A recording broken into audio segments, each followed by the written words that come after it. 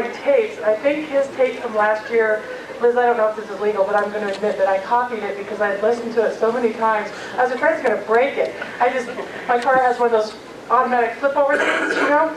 So I have to fast forward to the end, but I've listened to Frank's talk from last year and his commercial tapes, of which he has a set in the raffle. So go put your tickets in his tape set because it's absolutely wonderful. He is delightful, he is funny, he is intelligent, enlightened, just one of absolutely my favorite people on the planet, and I'm so glad he agreed to come back again this year, and I know you're going to love it. Please join me in welcoming Frank Collins.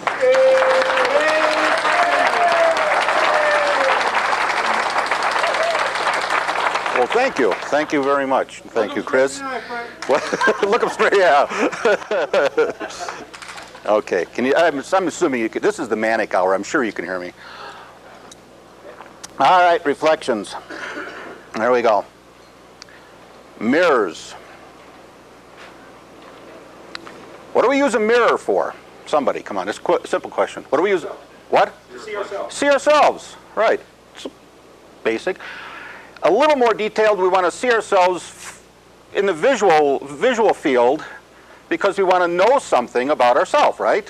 And you don't know if you got something between your teeth or hanging out of your nose or what your hair looks like or something. So you want to know some facts about yourself in the visual field. And in order to do that,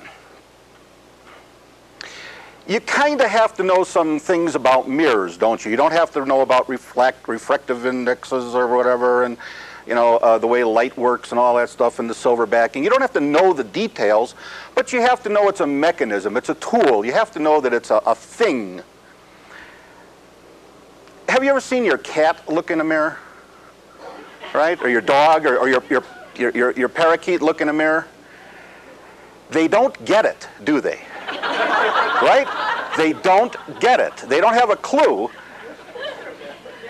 that what they're looking at is a tool that's showing them a remember the Marx Brothers thing with Chico and Harpo doing the, remember that, or Lucille Ball, remember when she did that with Vivian Vance, remember that? Kind of playing with the mirror and kind of see if I can catch where it's not really, you know, me. And so if you don't get it, you still learn something. You're still learning, but you're not really an active participant in the process of that learning. And you really don't use it to its maximum effectiveness. You know, if you got a zit and you're wondering if it's growing or not, and you don't know that you can go to the mirror and look in the mirror, you just know that sometimes you pass by this glass thing and you see something in there. You really don't effectively know how to use a mirror. Well, that's kind of what this talk is about. I was going to spend the whole talk, and this is the introduction, by the way. You don't get, this is actually 3 parts. There's a physics part, and then there's a whole thing about the inner and outer ego and all that kind of stuff. And then there's a really kind of fun part that's really kind of interesting about going at 2 different aspects of getting into other dimensions. One is kind of that sideways thing, that ABC thing, and the other is about getting into different frameworks, let's say, different realms. But this is kind of Seth 101 here. Seth 001. This stuff is really, really, really basic Seth stuff. So I know many of you know this far better than I do, and I don't mean to bore anyone. But if you're not, you know, the kind of the difference between someone who's into Seth material and not, you know, you kind of discover is if they know if they realize that everything out there is a reflection of what's inside, and someone who's not really into it, but they kind of are, but they're not, they see that sort of outer thing as real, and they look for answers and questions and responses in that framework 1 stuff. Well, this is kind of about, you know, step 1 here, getting into the basic physics. And I'll try not to, that was going to be my whole talk, was going to be the physics. And I got into this for 4 months this summer and got everything all set up, and I realized, oh my God, not only can I not really take it as far as I'd like to because I'm not that smart, but you know, you can read obviously Norm Friedman's books and others, Michael Talbot and Nick Herbert and so on. You can read this material, and you really need to. But what I need to do is I need to touch on it. And you don't need to take notes. You just don't need to take notes. There's 4 things here that are important in the whole thing. I'll tell you what they are later, or as we're going along. You can write them down if you want. But you'll probably miss some of this, and it's going to go rapid fire. I'm going to blast right through this stuff, and we're not going to cover any detail because you can do it better than I can up here. First thing that addresses the issue of, well, to understand the tools of the physical world, or the reflective nature of Framework 1, let's put it that way. You need to know something about the silver backing of the mirror, or the light reflective aspects of a mirror. And that's what I'm going to go by very quickly, these 4 physical points. And the point of going over these is not so that you will learn them from me, but so that you recognize that if this is something that I don't quite understand, you really do need to have some version of understanding of these 4 points. Now, these are kind of the cornerstone of quantum mechanics, but it doesn't make any difference. You know, they're talking now about string theory. So about 4 years ago, 5 years ago, I got, is that Brian Greene, his book on The Elegant Universe? Yeah. And I started reading through that. I realized there's nothing in here more, it's not simplifying. And maybe it is for the mathematicians, but they're still talking about strings vibrating in multiple dimensions and time and so on. It's still just as weird. Well, nothing speaks to the weirdness. Nothing speaks to the fluidity or the weirdness or the uncharacteristic-like nature of the Framework 1, the physical world. Everybody here knows I'm talking about Framework 1. Obviously, I'm running by these terms real quickly. But Framework 1, we're referring to, then I'm going to get more into it, but we're referring to things that you can put into words, things that you can conceptualize, that you can see, things that you can buy, sell, break. Things that you can own, ideas, cars, the physical world, and all of the things that relate to that physical world, which we'll get into. Nothing speaks to that weirdness as much as the 2-slit experiment. Now, I was going to go, I had this whole explanation all broken down for you, but I'm going to tell you very simply. What it says is that the nature of reality, let's call that reality, for convenience, let's use the word reality with a capital R. The nature of reality is wave-like until it's measured. When it's measured, and what does measured mean? Well, measured means you perceive it. It means that you have touched something, you have looked at something, you have smelled something. When it is measured, all of the probabilities collapse to 0. 1 becomes actualized.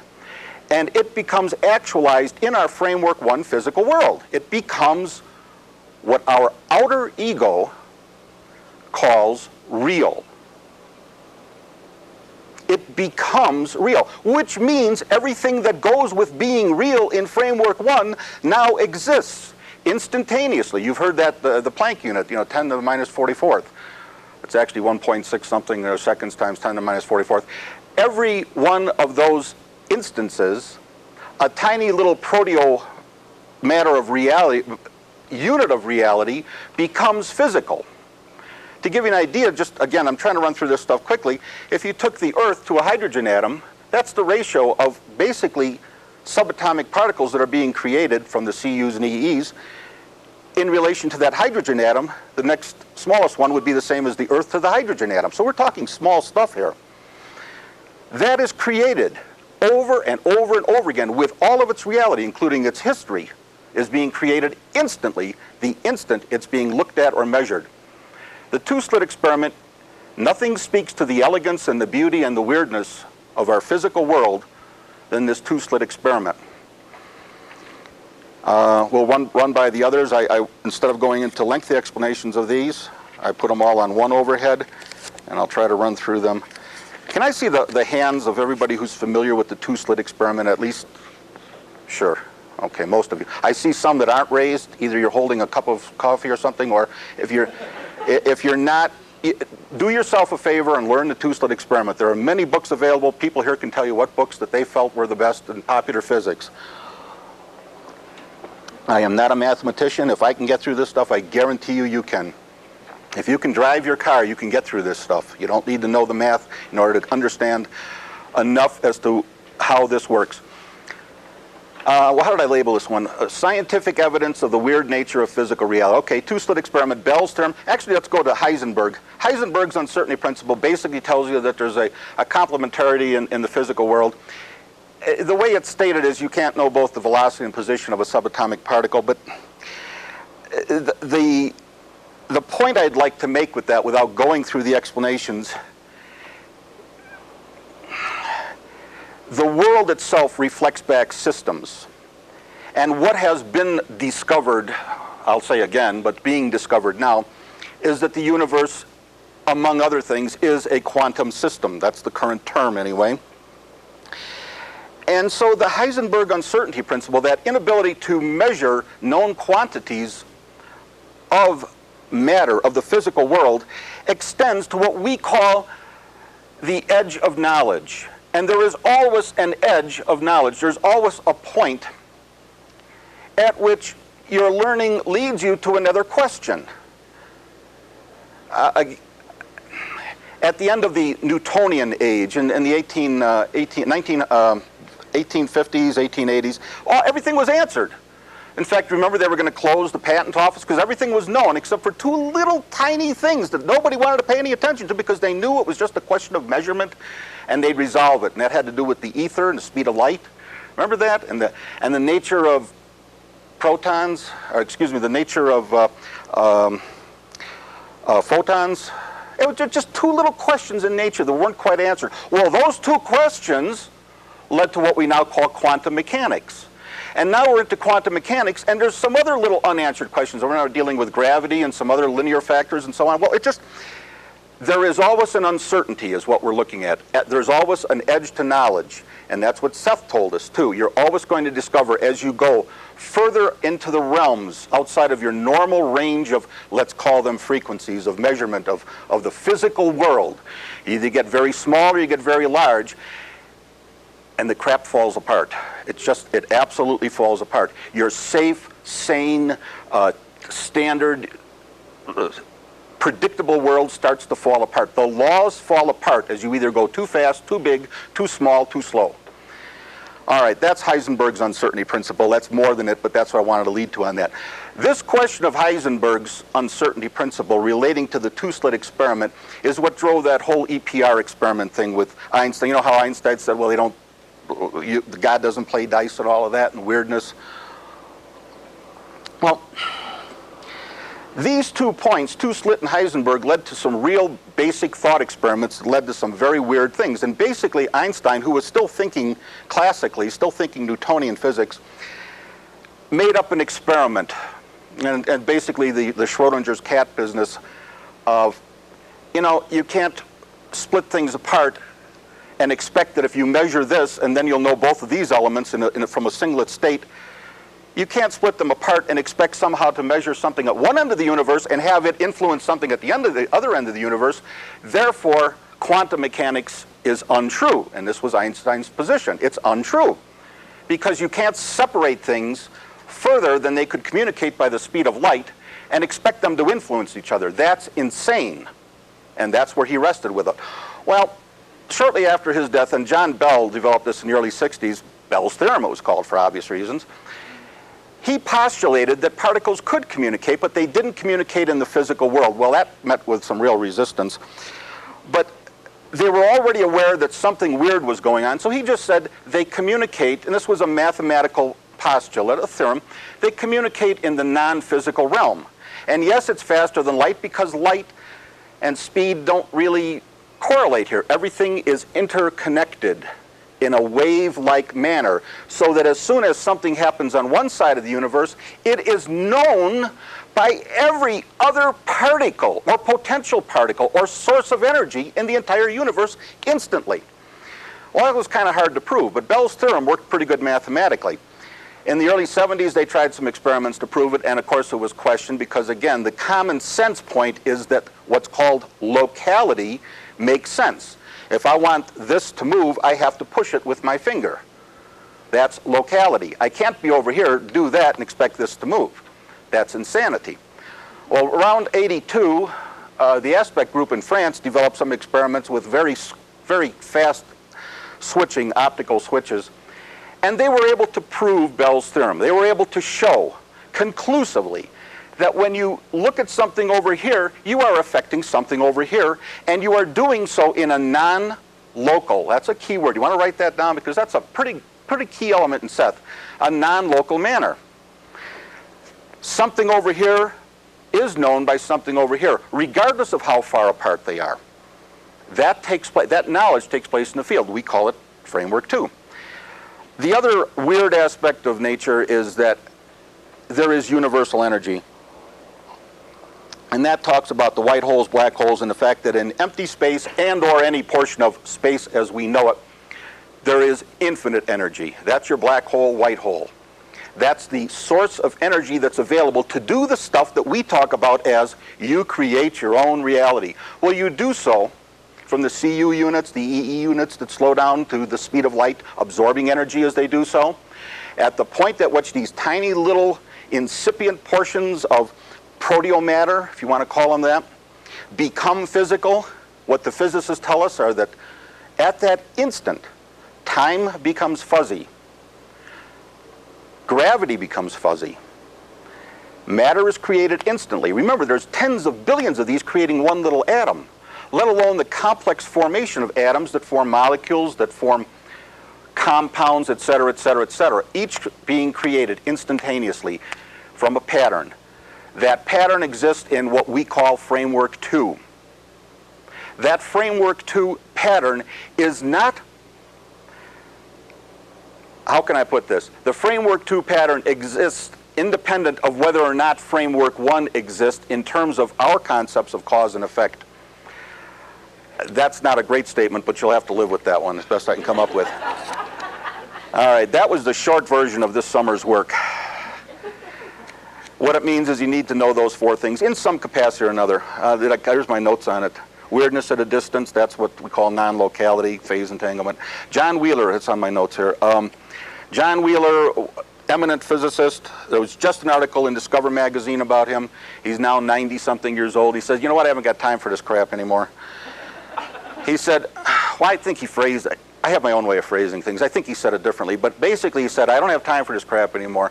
The nature of reality, that capital R reality, is consciousness. He's going to spend the rest of whatever time is left to him looking for consciousness. That is a top physicist, one of our top physicists in the world. Here's one, that right side up, there you go. Framework 1, Framework 2. Framework 2 supports Framework 1. Okay. Everybody drew that diagram, that's good. All right, here we go. Here's my notes. What's that say? It said, put this on the overhead. Okay, the subjective process of measurement. All right, subjective process of measurement. That thing right side up. I used this one once before. People remember this one? Hopefully not too many. Good. All right. Good, you listened to me. You weren't taking notes before either.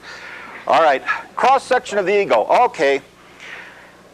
Enough with the physics business.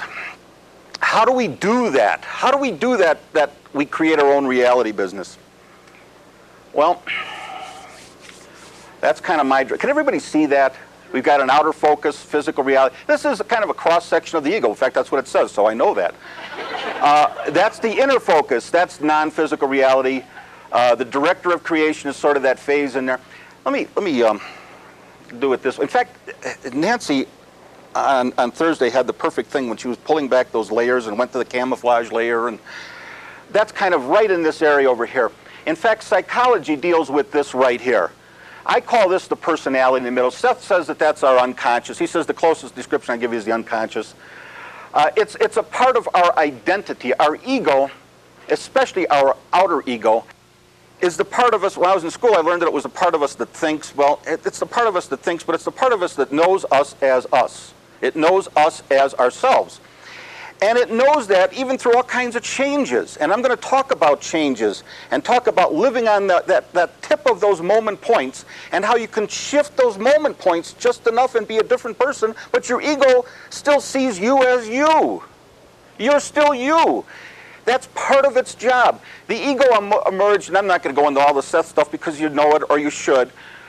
Well, you should. It's a Seth conference. But that gives you a key. If you don't, what the hell is he talking about? Well, that's something to look, But that's your moment of pause. That's your moment of pause where that emerged. And as consciousness came into the flesh, it needed a way. Seth talked about you could pretend being a poor person if you were rich, and you'd get the experience of being poor, but you really wouldn't get it. Right? You remember that part in the books? You can pretend you're poor. You can, whatever. You can pretend you're poor. You can pretend you're this. You can pretend you're that. But real learning wouldn't take place any more than your little bird pecking at the mirror. The bird's learning something, but it's not really getting the picture. It's not really getting it. It doesn't know that that's a mirror. Well, you can pretend you're the higher self can send down all these little personalities and these little split-off selves, and we become physical and all that. And he can learn, or it can learn or whatever. But unless that portion that becomes physical believes that it's in a real situation, no real learning or real experience, am I speaking too soft here? No real experience takes place. If the higher self knows you're pretending, it doesn't really learn the experience. So a part of the personality that emerged to tell the personality this is a real situation, you're in reality, is that outer ego. That's the outer ego. The whole ego works as a unit. Obviously, we divide these things up to talk about them. But the outer ego is the portion that, things of the outer ego, and I've really got some, if I can get past all this stuff, I got some really neat stuff about how this works. But the outer ego is things like your vision, your touch, your smell. It's your words, it's logic. I'll tell you something it is. You might not, don't think about this too much though, because you're going to slow everything down.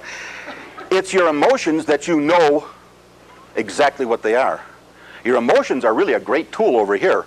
But when you can define them, anything you can put into words, pictures, ideas, is really outer ego stuff. No matter how real you think it is, that's still outer ego stuff. It's playing in its sandbox. This I call the personality, and I call it the personality rather than the subconscious because that kind of defines a more tangible aspect. The subconscious in our culture we're taught is kind of buried, and you got to use hypnosis or regression, or you've got to use a psychiatrist or something to get into that stuff. Seth tells us no. That's one of the clear differences where the psychology, all psychology in one way or another deals here. Yes, Jung goes into here and some others deal with other aspects. But primarily psychology deals with this, the subconscious and the outer ego. The personality implies that it's not just subconscious, but it has a life. It has a purpose, goals, and so on. I would use the catch word that describes that, intent. What is your intent? These are your goals. This is your comfort zone. Any term you want to use for that part of you that is not on the top of your mind, but yet influences directly every way in which you act, what you think, what you talk about, and filters everything that you will allow to come through here. You read the early sessions, and I have not been through, I know some of you have been through, some of you have been through 10 or 12 of those books, which, they haven't been published yet. But you got to realize that one of the unique things about the channeling in the Seth material, and I knew it, but I didn't think about it, is that Seth spent 7 or 8 years preparing Jane in this area. Not only she was prepared to begin with, but he had to clean up the act to reduce the distortions from out here. Remember that? That's what he was doing all that time when he's saying this. He's, well, yeah, that's it, but now listen, let's do it a different way. Let's do this over and over again. And she had to put up with this for 7 or 8 years. I mean, she loved it, but she was learning how to clean up this aspect of communication with her inner self. Seth out there, whatever that is, had to develop one of these things. He had to develop an ego in order to communicate with Jane. He had to kind of develop an ego out there to get the ideas centralized enough to put them into framework 1 terms, and he had to meet her out there somewhere with his version of an ego so it could be translated through here with little distortion and get out here into words and then Rob's piece of paper out here. Did everybody follow that one? Okay. I probably didn't need to shout. I'm sorry. All right. But, I mean, that's what's unique about the Seth material. Many religious people have done, you know, revelatory type of information, but all of these things in this inner personality here, with all their motives and their distortions that enter into it, introduce a lot of crap by the time it gets to framework 1. That's what's so unique about the Seth material. Well, anyway, this stuff, communicating out here are your eyes and your fingers and stuff. In here are your dreams and so on. Okay, enough of that. Everybody understands that. We got some Seth quotes. No self as, I can't even read my own writing here. No self as self feels constant. Well, I covered that. The ego, it's the portion of the looks out upon physical reality and surveys it in relation to those characteristics of which it is composed at any given time. That's your comfort zone. That's who you are. That's your personality. That's your inner goals that you don't even think about. And we're going to talk a little bit later about how to get into looking at your spaces and things that aren't there and how that's part of you too. It makes its judgments according to its own idea of itself. That's probably the only thing you need to know. Right there. Makes its judgment according to its own idea of itself. Oh, I have a no, that's diagrams later. Personality is given the greatest gift of all. It's in the books. Well, it is. It is. You don't need me to read. Here we go. All right. What do you say? By the way, I read very slowly, so I couldn't read this stuff. All right, here's kind of a diagram of it. Please do not draw this diagram.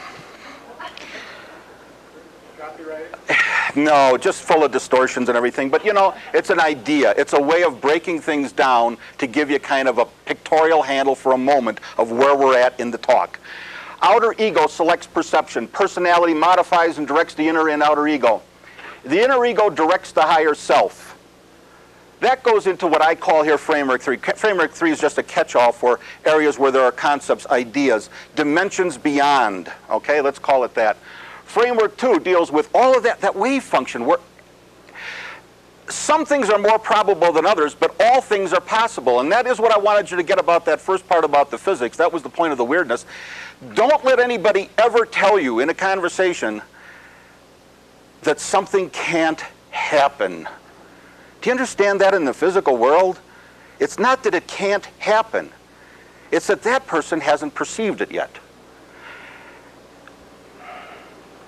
Probabilities, cooperation, and coordination, framework 2. Then something happens. That's called the collapse of the waveform. This little, that's the collapse of the waveform, the fuzziness that happens before it becomes physical. Then framework 1 is formed. That's physical form, time, etc. Well, it's kind of a loop. We look out there, and that's real because our outer ego told us it's real. We take it inside, and we're in a loop. We go, oh my God, you're right, it's real. Jesus, now what? Or, hey, great, it's real, I love that. But sometimes we never got out of the loop. And if you don't know about the nature of mirrors of framework 1, you can't break the loop. That's the key. You look at it as real, and you know it's real. I see Joel looking at his watch. I'm obviously going way too slow. The ego directs the higher self to create what it believes is real. Okay, you know that. Well, you do. All right. Inevitable. Okay, this is what your outer ego sees. The outer ego just sees reality as real, okay? This one you'll all get instantly. This is what the outer ego sees. As it sees its lifeline, it sees one thing as inevitable. It doesn't see other things as real. They're just less probable. Space and time as coordinates. This one's a simple one too. What your inner ego sees. The inner ego knows that all these things are possible, but it sees the outer ego as having blinders. It knows that the outer ego is playing a game in a sandbox. It knows that it's your children in the backyard building in a sandbox.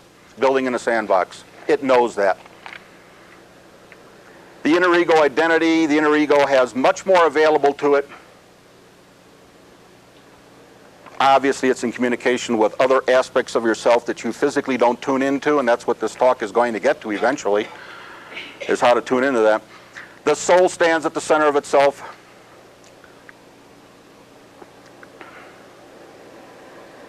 Creativity is the name of the game.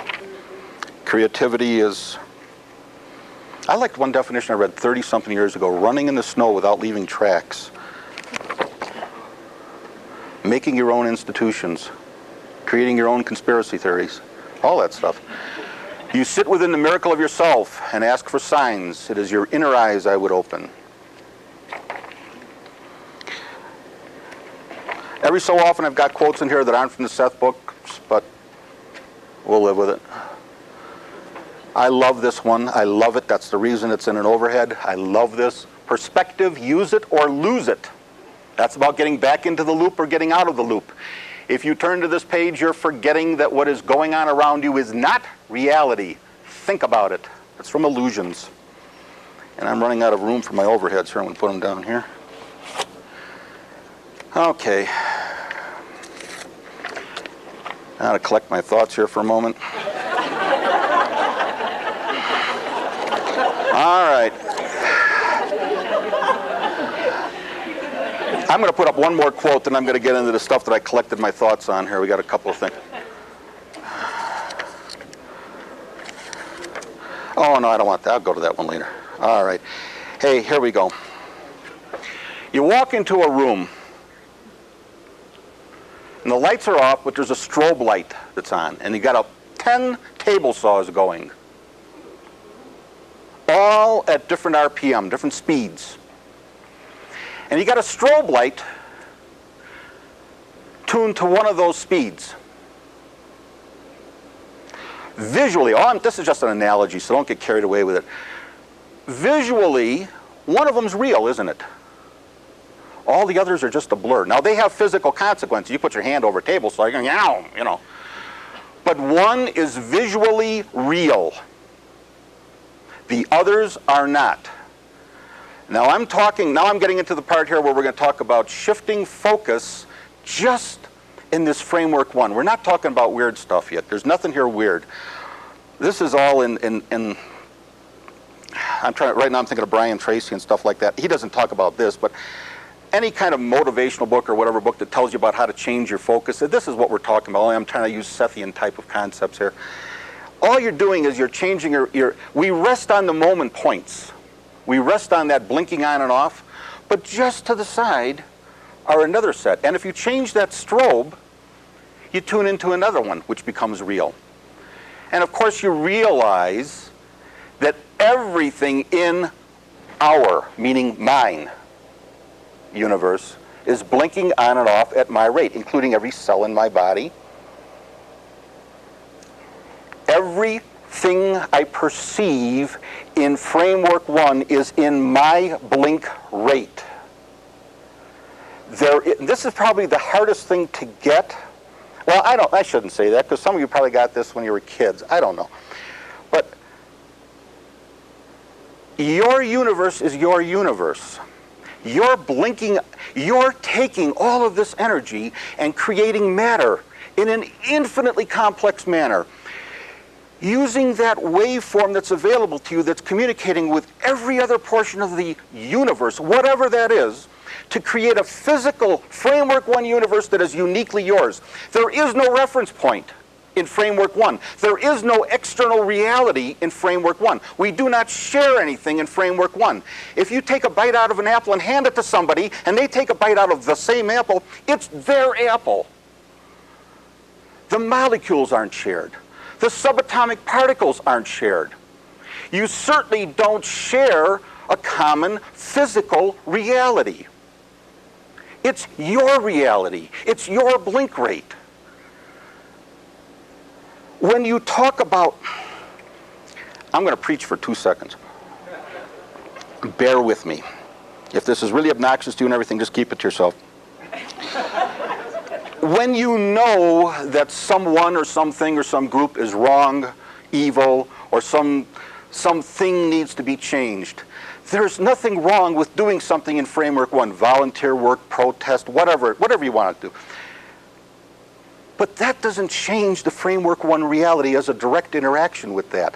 What you're doing when you know that this group is right or this group is wrong, you're creating the energy that they're right or wrong. Even if you send them the shiny light and you bless them or whatever you do, You're still telling the universe where the real reality with a capital R exists in framework 2. You're telling them these people are evil. You're giving energy to the whatever the version is we're talking about here. The war, the whatever.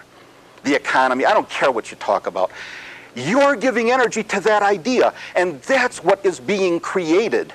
You're giving it light because I'm battling the evil with my good, or I'm clearing my chakras. I don't care what you do. All you're doing is you're setting up a system within your own universe to experience things in that way and giving energy to that other framework, not necessarily even framework 2, but outside of framework 2 where ideas exist as patterns.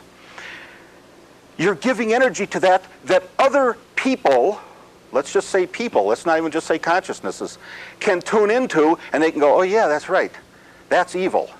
I feel the energy of it evil. I know it's evil. You get enough consciousnesses knowing something is evil and they're fighting it with good, you still have the evil. You haven't worked as a practicing idealist. Isn't that in Mass Events, the practicing idealist? You still haven't taken charge. You're still playing the game in framework 1. You're believing there's a common reality out there. There isn't. Remember the pictures of the astronauts? I just thought of this one this noon. Remember the first astronauts out there working on the space system? We're going back 30 years ago. And they turn that bolt, and of course it's, what is it, second law of motion. It's the mass of that space craft and the astronaut, and he turns it, and what happens to him? Yeah, he's going like this, right? There's no common reference point. In order to turn the bolt, I mean, gravity's gone up there. There's no common reference point. In order to turn the bolt, he's got to hold on to the damn thing. Now there's a common reference point. There's a commonality. There's a reference point. You don't have a reference point in framework 1. You don't. You don't. You might believe you do, but you don't. You're creating your universe, uniquely yours. You want to take real action to, let's say you want to change, you don't have to change anything, but let's say you want to change something, you start within. You find the traces within of what, well, let's call it the evil. You find those traces within, you intentionally work with yourself. Now, you can do that in many ways, including volunteer work or protests or writing letters to your Congress, whatever you're going to do in Framework 1. But the real work, Liz, am I making a pounding noise into that tape by hitting myself here? Is that thing going into the red? Yeah, I kind of thought so. Anyway. The real work is done inside. That's what creativity is about, is recognizing that that framework 1 is your framework 1. The shared reality is in the capital R reality, somewhere outside of your immediate reference. Okay.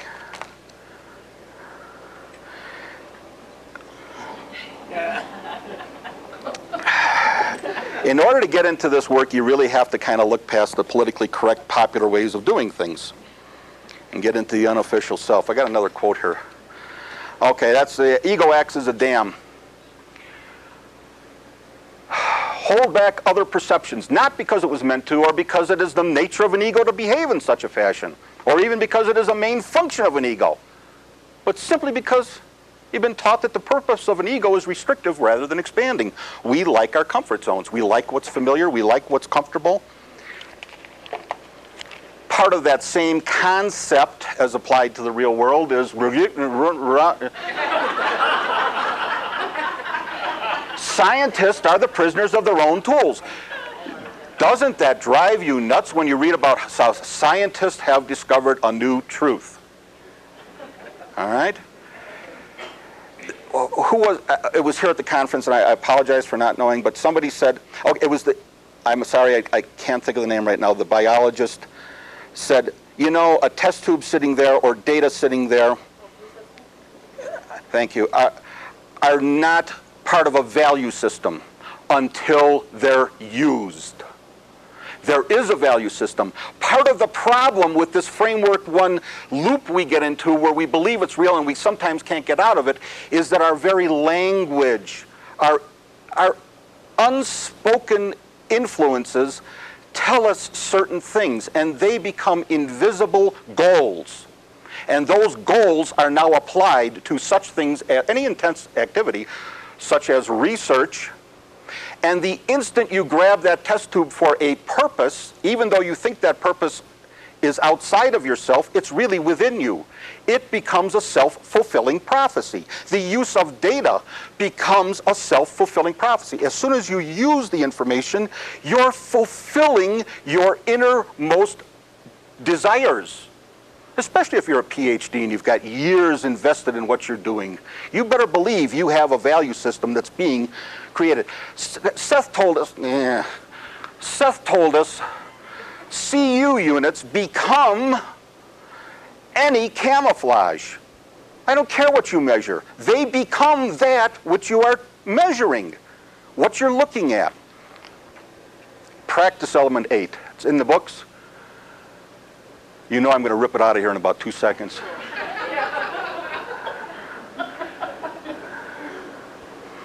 Okay, altering your consciousness. Obviously, there's many, many ways of doing that, and the practice elements are all phenomenal. They are all great. I'm sorry I don't have where that's in, but I'm going to say that's unknown reality. Practice, is that right? Yeah, practice, it's probably book 1.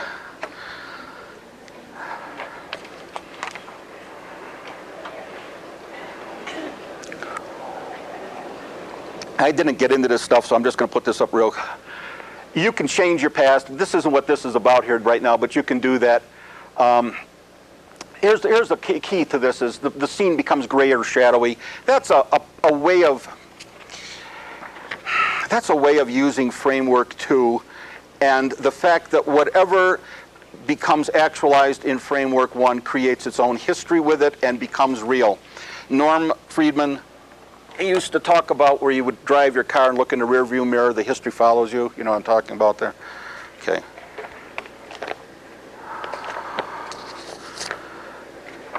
May not be pleasant. What are we talking about here? Things that get our attention. Oh, things that get our attention. Yes. Okay. We're talking about tools here. Okay, now we're into this buzzsaw thing. There's the table saw thing and how to shift these moment points a little bit. Change your focus. We're done with the preaching thing. Kind of.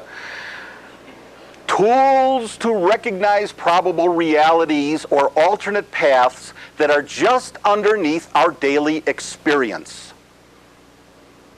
Now, this is just some that were on the top of my head. Obviously, you can come up with your own, and probably a better list than this. Friends and strangers versions of us. If you got the guts, ask them to write what they think of you, or to write your characteristics down. Nancy had a great one on Thursday. Do you remember that? She said she thought she had this character. Well, she knew she had a little bit of this characteristic, but she talked to her coworkers. They said, "Yeah, you know, you got that." And she goes, "Oh my God." Well, you don't know sometimes until you ask. Spaces, what isn't there? I love that. There's such a realm of, you could explore this for the rest of your life and never get filled with it. The Hound of the Baskervilles, remember that one? Who's that, Conan Doyle? Remember that one? What was the significance there? What was the significance in the Hound of the Baskervilles? It was a murder mystery, remember that? The dog didn't bark. That was the main clue, the dog didn't bark. Therefore, the murderer was known to the dog. So it must be somebody in the family. Spaces, what isn't there? You're not looking for bad things here. You're not necessarily looking for good things. Just what things aren't there will give you clues to a different strobe light in your own life. Things that are just under the surface. Part of you and your personality that's alive and well and perhaps living an existence that your ego doesn't recognize. Because you suppress it, usually because you think there's something either wrong or not part of you in that.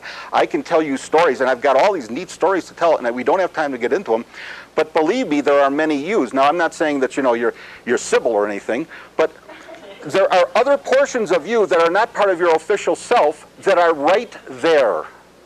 Now, I'm just talking about moving over a little bit here. This is part of your normal daily life. This isn't weird stuff yet. Passing interest, things that catch your attention. What was that, Angel Clarence in It's a Wonderful Life? What would it be like if I weren't here? What would happen? What are the things that I believe that would continue without me? Obviously, again, part of the information you get is from dreams. Again, a whole realm. Each one of these opens up whole realms. Events or people that catch our attention. What makes you mad? You know, that'll tell you reams of stuff about yourself. What makes you happy? What do you see in other people? What excites you? What do you fear? Obviously, all of those are clues to other portions of yourself that can be explored, understood, and appreciated for the richness and the diversity that exists just within your framework one existence. Then my little notes go with this. This is my whole talk on these little things.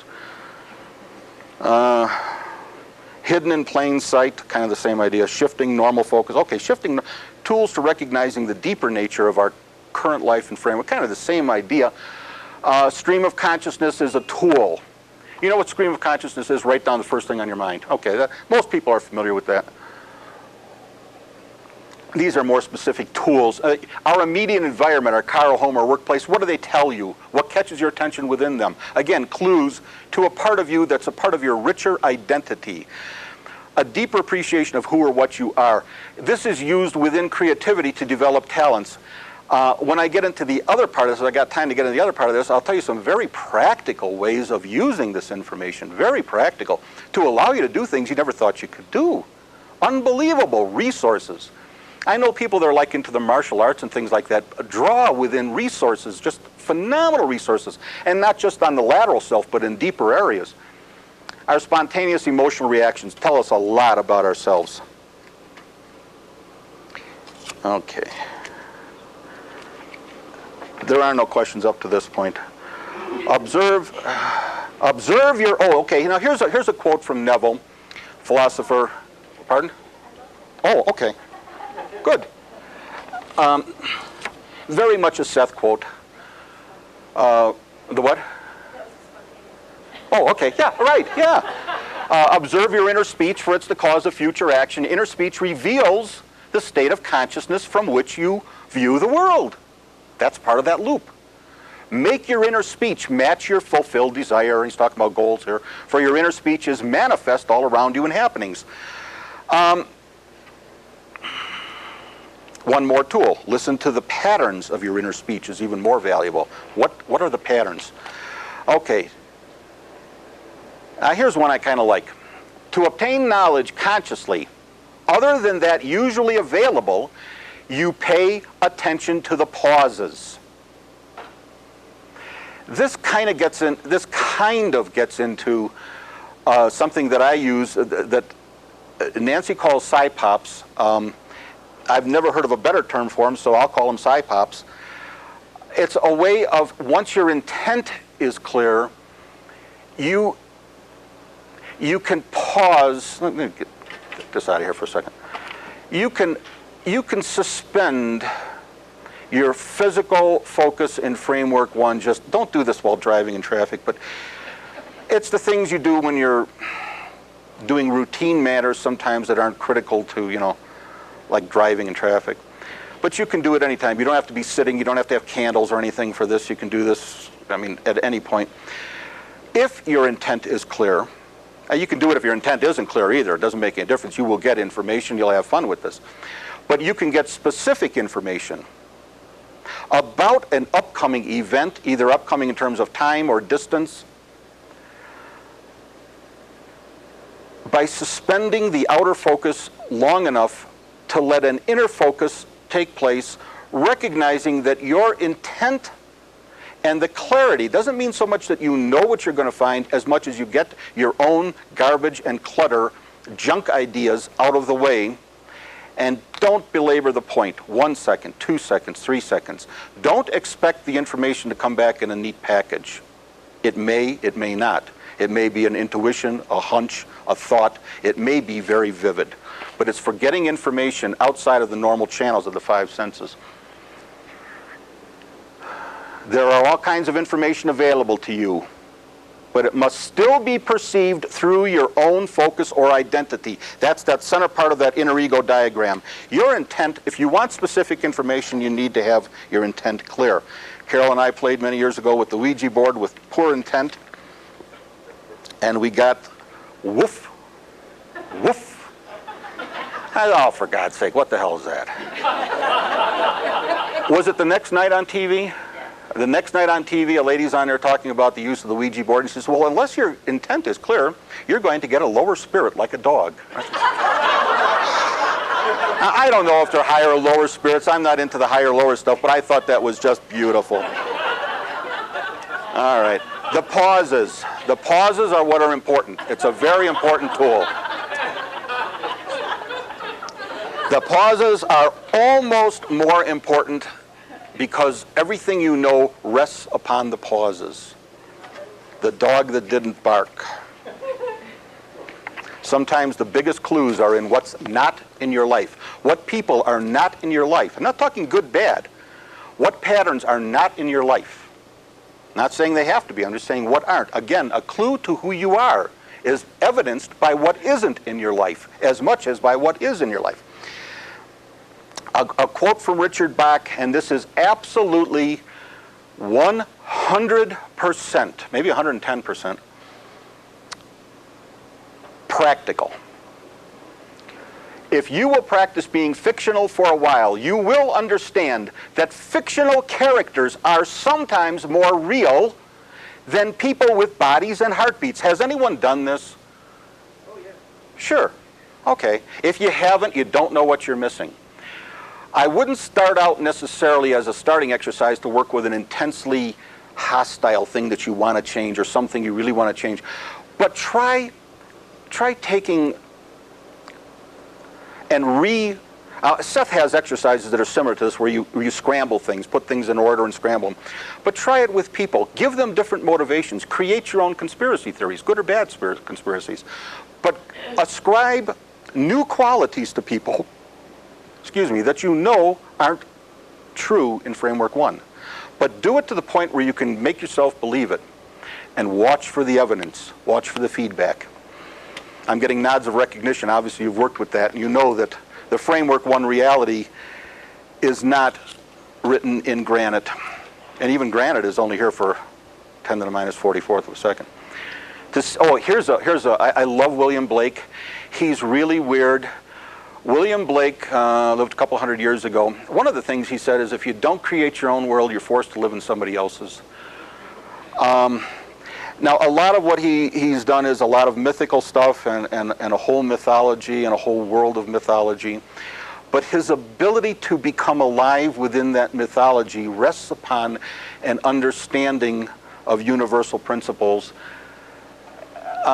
He didn't have a lot of practical application in ways that we might appreciate here in the 20th century, 21st century, but he still did a pretty damn good job. To see the world in a grain of sand and a heaven in a wildflower, hold infinity in the palm of your hand and eternity in an hour. He clearly understood the fluid nature of Framework 1 and the creativity inherent in each person. I'm getting rid of some of these. Okay, are we ready to get into the weird stuff yet here? All right, here's some of the weird stuff. We're starting the weird stuff now. Everybody leaves. My boundaries, this is Seth talking. My boundaries are far less limited than your own. And I recognize them, not as boundaries, but as directions in which recognition of myself must grow.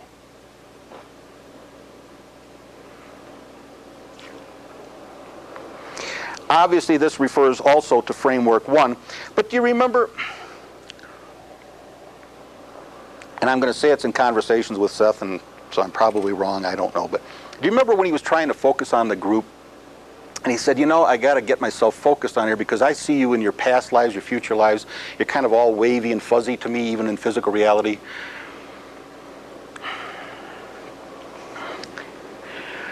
Well, kind of what you're looking for, now hold on to that thought sort of in the back of your mind, kind of what you're looking for when you're exploring other dimensions, not just the other parts of the buzzsaw now, but kind of other aspects that we aren't set up physiologically to perceive and deal with quite that well here in Framework 1.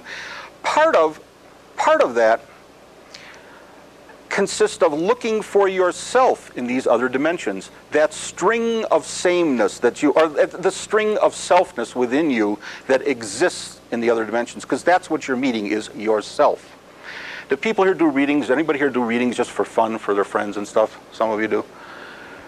Okay, well, when you do a reading, you give them like an energy reading or something, and you want something to identify them, and you hold that string of that identity within you, and then all this, and of course learning your own symbolism is a part of what takes so long to do this, but you got all this crap going through, but some of it you grab out because it's tagged with that identity of the person you're doing the reading for, and you learn to hold on, you learn to identify that tag on the information, and so you feed it back to the person. You don't know what it means, but you feed it back to the person.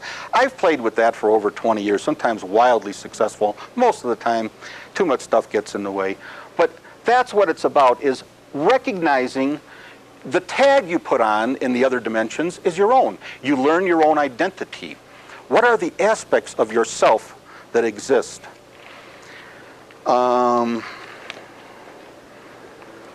Oh, this is just talking about how to get past framework 1.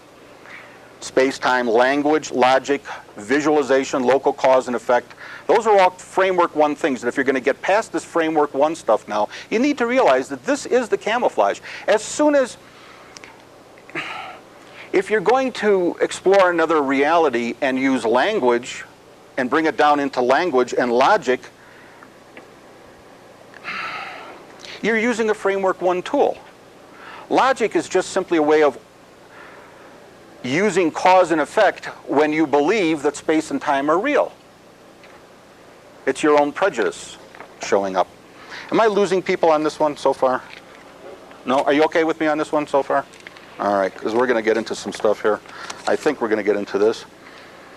It is not that an understanding of your psyche is beyond you. It is usually that you try to understand or experience it in one of the most difficult ways, through the use of daily language, and I'll add to that logic.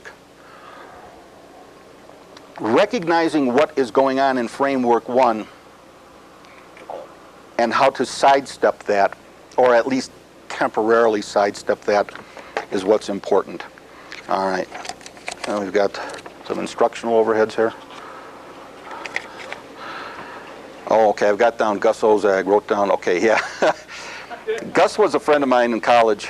Brilliant, brilliant, brilliant, brilliant Gus. And we were talking about ideas of space and time and God knows whatever we were talking about for days or months. And one time he came to school and he told me, he says, Frank, 3 o'clock in the morning, I got it. I got the answer to the universe. I've got all the answers. He said, I wrote it down. Well, Gus, what is it? Because I really looked up to Gus. You know, I said, did you write it down? Yeah. He says, you don't want to see it. I said, Gus, what was it? He said, well, it really made sense at 3 in the morning. And here it is. He wrote, the world is like a banana. Okay. The secret of the universe lay before me, but it was multiple choice, and then I woke up. We've all experienced these moments where we've understood something, but the moment we try, and we know that we know it, but one of the biases of framework 1 is that we think that knowledge has to come from understanding. And we tie understanding into our whole prejudice of logic, orderliness, cause, effect, on and on and on. That's the sandbox. That's the game. We're not quite equipped to apply a lot of this stuff that we learn. Doesn't mean we can't learn it. But don't expect to take your experiences as you explore other dimensions and bring them into a neat package that you can tell somebody. Don't look for external validation. Don't look for your ability to communicate an experience as the hallmark as to whether or not it's real.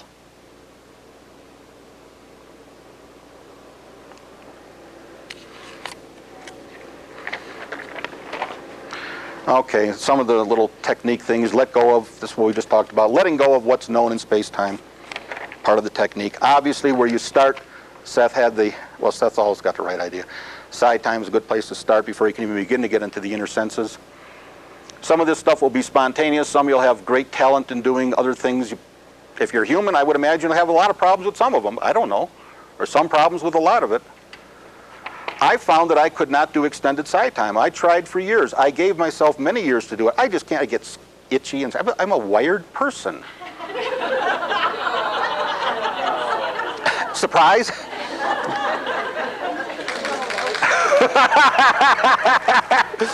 But I did find, and I never had a name for it until several years ago, Nancy said the word side pop. I was able to do some as a teenager, I was able to do more extended periods of what I never called meditation. I called it alone time, where I could sit for 45 minutes or an hour and have no memory of it. And it wasn't until I read, who's the MD that wrote all the stuff on quantum healing and the Chopra. Yes, Deepak Chopra. And I remember reading in there many years ago how that's what he calls meditation. I thought, whoa! Here all along I've been telling myself I couldn't meditate, and as a teenager I meditated. Into my 20s I meditated. I just never realized it was meditation. But I can't really make that happen very often, but I can do PSI-POPs. And I use them very effectively as a very practical tool. This isn't some funny little thing just to do because I'm weird. This is practical stuff. You want to meet someone, if you got an important issue coming up, you have to interview someone, you're going to meet someone where there may be a conflict, or it's a critical meeting of one type or another involving conflict or not. You meet them ahead. You can use dreams to do this. I can do that to some extent, and sometimes I'm very effective on it. But I can always do PSI-POPs if my intent is clear. If I know what I want, I know what I'm looking to communicate, and I want to work through issues quickly, I can do that with a PSI-POP. Tools to explore deeper dimensions of our greater reality. Obviously, the inner senses. More on the surface, hunches, intuition, dreams, emotions. Emotions obviously are our closest connection with, they're kind of what the inner senses are in our Framework 1 recognition. But again, I'm going to tell you that if you can identify an emotion clearly, you're probably playing a Framework 1 game. Now, I've got written down here, the baggage we encounter is the baggage we take with us. And that's what I mean by clear intent. Some tools we use beyond physical reality, imagination, intuition, intent. That's a great tool for exploring. It doesn't always have to be there. The intent can just simply be to experience. And emotion. Again, the key here, I think, is that when you're doing your individual subjective work, the point is that it is subjective, it is individual, and you can't always communicate. Imagination, here's a diagram of imagination. I like the idea of running in the snow and not leaving tracks, but there's other ways of looking at it. Intent means knowing that it's not a journey, but that what you're looking for is yourself. Seth said his idea of boundaries is just areas where he needs to recognize himself. Emotion. And here's one I like, one I was just talking about. Knowing without really knowing how you know it, and not worrying about capturing it. And I wanted to say that, again, your own experiences will be different, but your subjective knowing of realms beyond the Framework 1 may not always have viable consequences for you in Framework 1. Don't measure their validity by how you can apply it at work tomorrow. Their validity may go way beyond that and have little to do with what you're experiencing. I can give an example. I'm going to give a, does anybody want a personal example? I would imagine you do. I remember when I was 13, started smoking. And I remember somewhere in about the middle of the pack, I had this vivid experience with a clear message: throw the damn cigarettes away. I just bought them. It was fairly expensive for a 13-year-old kid. But the message was so clear, so focused, so on the mark that I took them, and I remember I had them here. I took the one I was smoking, I threw it away. This is the old, remember how I used to throw things, are you old enough to remember how I used to throw things on the street? Remember that? All right. So I took the pack out, did that, and threw it away. When I was 27 or 28, maybe a little bit older, I'm going to say about 30, I remember my dad, visiting my dad, and he had this horrible coughing fit. I hadn't seen him regularly, and I hadn't seen him cough like this, but he had this he was a 4-pack a day man. Horrible cough. And I remember sitting at home, and I'll never forget this.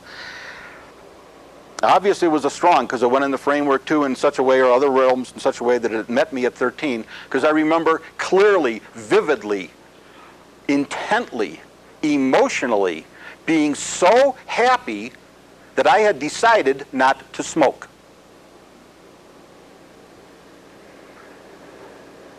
Do you understand how that's the waveform? That was talking to me at age 13. It picked a key moment when, for whatever reason, I was ready. I had no evidence at age 13, no real evidence that would affect a 13-year-old to not smoke. Everyone, I don't know if everyone, but almost all of my friends smoked. There was no reason for me not to smoke. But that was such a clear intent that went through. Now, I didn't have any practical knowledge of anything, but I received a practical message that was years later rewarded with, I don't have a cough from that. All right. The emotions and imagination give you your closest contact with other portions of your own reality. Pretty common stuff there. Again, kind of what we're talking about. I do want to get into techniques if we're going to have enough time. Most people see what is and never see what can be. Albert Einstein. I really think this is going to kind of say what I'm talking about here better than I could. This is a Seth quote. Don't you love the way that Seth words things? I spent the summer reading a book called The Conscious Universe in preparation for this this seminar. And it was written by a PhD in linguistics and physics. Oh, I'm sorry. I spent the summer reading a book called The Conscious Universe, written by a linguist and a physicist. And all the convoluted language by two people who are attempting to clarify this whole issue. And I remember a couple of chapters that went, and I just labored through these things. Oh, God. And what they were saying was how sometimes words don't contain the nature of reality enough to keep the ideas. And I remember Seth said that whole 3 chapters in one sentence. He said, sometimes ideas spill over the edge of words. You can't use the language any better than that. Give us a moment. I like that always. Einstein came closest in this regard, for he was able to quite naturally identify himself with various functions of the universe, seeing himself in other realms. He was able to listen to the inner voice of matter. Isn't that a non-translatable concept? How in the world do I listen to my car? Do you see what I'm talking about? Experience in other realms is not easily translatable. If it is, you're probably not doing it right. He was intuitively and emotionally led to his discoveries. Einstein. He leaned against time. What the hell does that mean? He leaned against time. It's not Seth is the master of language, and he can't even figure out words to describe it. What does it mean to lean against time? It doesn't mean anything. He's describing perhaps the most brilliant man of the 20th century. He leaned against time. His discoveries, which is what he's known for, he's not known for his hair. He was known for his discoveries. How did he do his discoveries? He leaned against time. He identified himself with the universe. How do you do that? He went into other realms looking for traces of himself. I don't know if he knew that consciously, but he was able to do that. He found traces of himself in the universe.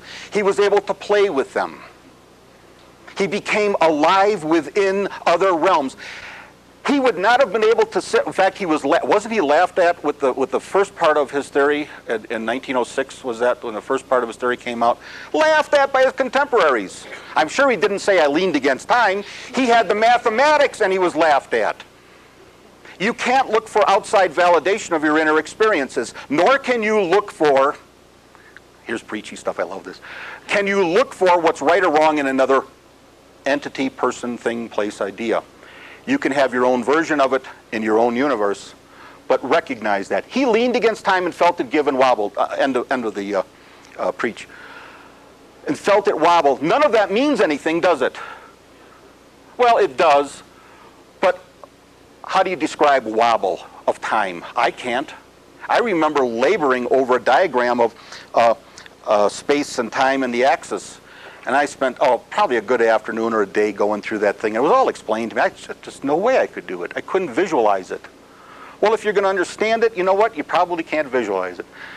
The true understanding something is not necessary to knowing something, and that's what Einstein's demonstrating here. The true mental physicist will be a bold explorer, not picking at the universe with small tools, but allowing his consciousness to flow into the many open doors that can be found with no instrument, but with the mind. And that's what I'm saying is be careful with the mind, because many times what you think of as the mind are really tricks of framework one, such as logic. Thinking that you have to explain something is part of the trick of framework one.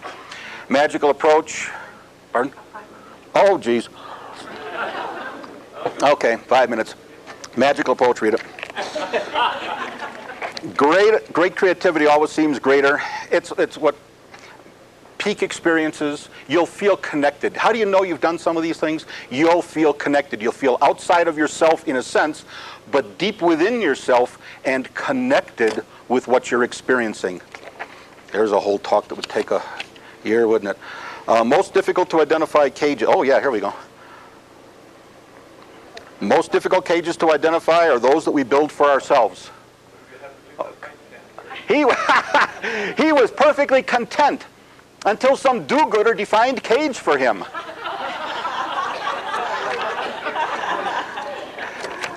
Quite literally, you live in the body of your beliefs. Everything you see is filtered through who you are. If you will practice being fictional for a while, that's the same quote again. I love it. That is the end of dictation. All right. Perspective, perspective, use it or lose it. If you turn to this page, you're forgetting that what is around you is not reality. Think about that. Think about the Planck length of time, the Planck length of space. Think about the frequency of light. These are things we use to collapse the waveform to create our physical reality. That is a reflection of who we are. Don't get confused by it. And don't judge who or what you've got right now in terms of its usefulness tomorrow or the next day or next year. It says here, be realistic. These are the people talking to Einstein in 1902, 1903 when he presented his paper. Be realistic. You graduated last in swim school. If none of us have made it on shore yet, how could you? You don't recognize the value of many of the things that you learn or the traits that you have. Okay. Techniques, I'll get into just one very quickly. This is about mirrors. Has anybody ever used the mirror technique? Just the mirror technique? Okay. Take a mirror. I think when I describe it, you'll probably say you've done it. Take a mirror, put a candle next to you. I don't particularly like candles, but it allows for a flickering light. Developing, part of the technique for doing some of these things is develop what I heard years ago as soft eyes. It's kind of what Seth talks about when he says you kind of turn off those outer senses one by one, kind of picture maybe as dials or something. But it's let go of your stranglehold on framework one as real. And one technique to do that is a mirror. Put a candle to your side or off to the back and look at the image with soft eyes. And you will see, well, you'll see whatever your intent. Actually, your expectations are a good description of what you're going to see, but you may not know your expectations. Your expectations are basically your intent living through your beliefs at any given moment. So all of this works together. You know, we divide these things up with words, but in reality, they're a part of a whole, and we are a part of a whole.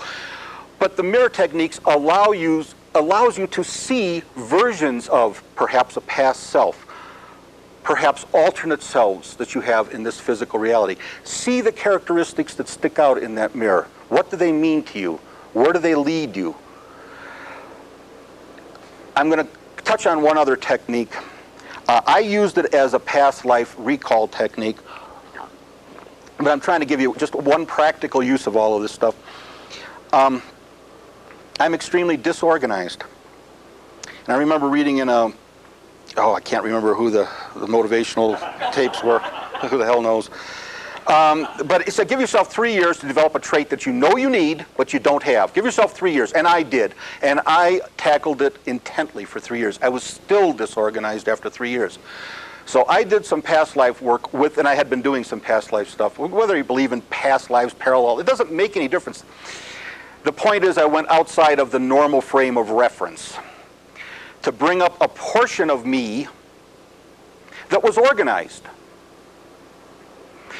Once I was able to identify that and recognize that there is a portion of me, not in this reality, not in this physical world, but that there's a portion of me that's totally organized. And in fact, it turned out to be an accountant Jesus goes on, but it's in 1880s, he moved from, I don't know, I'll say Arizona out to California, but my visualization of him was keeping a ledger book in a department store around the turn of the century with incredible detail, incredible penciling in detail of every item sold, how much it cost, the ledger of everything. And I needed those qualities.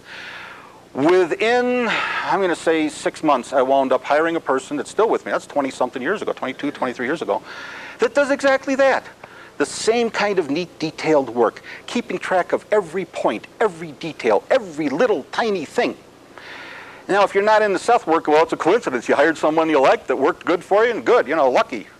No. That's a portion of my energy in this framework one that was not available to me at any other time in my existence ever, at any time ever. I needed someone who would be in my existence. Whether I would develop the trait or not wasn't the point. I needed that quality in my existence. Again, going outside of yourself, outside of what you know is true and the implied limits, letting that be fuzzy. Seeing what's available. Now, I used past life recall. It doesn't make any difference. Get outside of your current limited knowledge, and I know many of you do this. Sometimes we fall down when, it's kind of like you go in the swamp, you're up to your eyeballs in alligators, and you forget the reason you went in there was to drain the swamp. Well, the idea is that it's in the most critical areas that you need to let go of that stranglehold of that feedback loop in framework one. This is limits, this is reality, and so on. And I'm out of time. And that's a linear thing that's real in framework one. But thank you very much for inviting me.